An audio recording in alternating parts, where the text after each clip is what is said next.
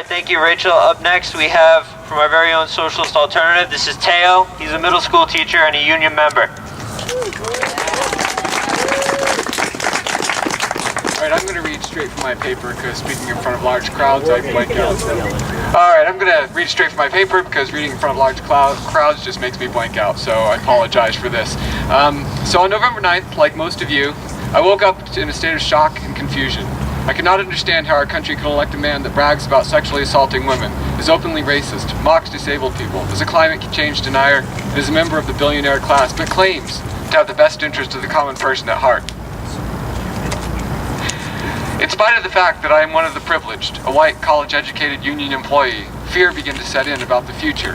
Here is a man that is going to shape policy and forge a court that is going to determine the direction of all of us for years. My thoughts begin to dwell on how Muslims are going to face greater unjust scrutiny. Women's rights to control their own bodies are going to be destroyed with the dismantling of Roe versus Wade. Union protections are going to disappear as the right to work laws become universal. Physical attacks and censorship will grow as the president becomes emboldened and dissent becomes a punishable crime. I then began to realize that this is not a new and isolated blip in the history of our country and the history of the world. The new president is simply voicing the policies that have been used throughout history to allow few people to control all the wealth and resources, while the masses suffer and work to enrich them.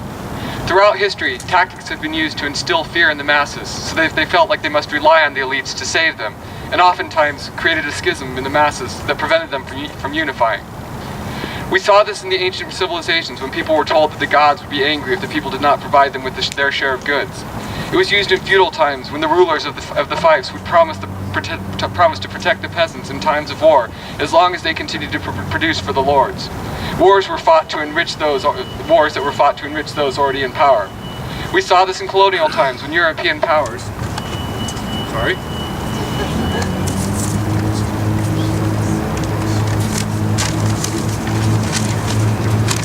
would provide benefits to one group of conquered people to create jealousy between groups in order to prevent them from unifying against their oppressors. We see this now when we are told about the illegal immigrants that are coming to steal our jobs, the lazy, dangerous inner-city urchins that we need to fear, and the union workers that are causing rising prices with their demands for exorbitant salaries and benefits. Those who control the wealth have created a legacy of distracting the workers from the fact that they are toiling away while the few are reaping the benefits of their labor. Those people are becoming even bolder. The fact that Trump can openly make the comments that he does and still win an election proves that the message that the media is complicit in delivering is becoming ingrained in the minds of the people. Our right to engage in the democratic process has been ripped from us, as we've all been told that we need to beware of election rigging and to question the results of an election in spite of the fact that there is no evidence. The ability to vote has disintegrated as new voting regulations have been passed that target the poor and people of color.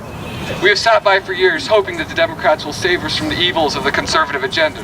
But then it became obvious in the last election and through the actions of the past Democratic presidents that the party's main goal is to maintain the power and support to support the agenda of Wall Street.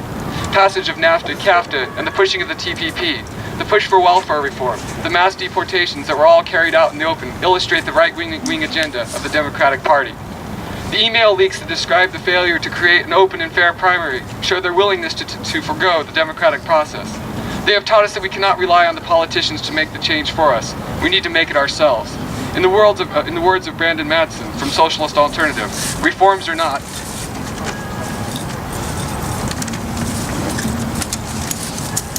granted out of the kind hearts of politicians, but are concessions grudgingly granted to appease or distract rising movements of working people. So now we find ourselves crushed by the right in the election, and with no viable savior in that arena in the future. The election of Trump should be the final nail in the coffin for people of color, women, immigrants, Muslims, and workers. But I do not look at it this way. I look at it as an opening.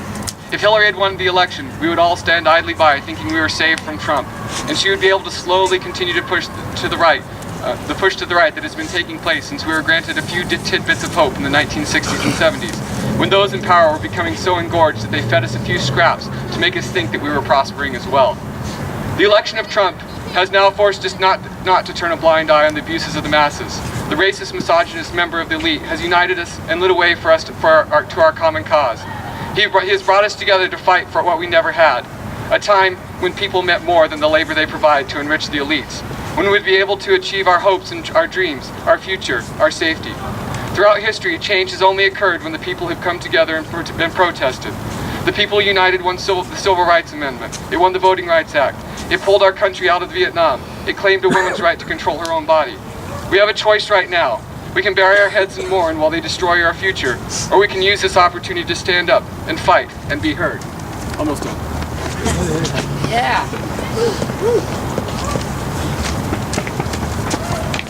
Together, we must fight against the racist agenda that limits our democratic rights.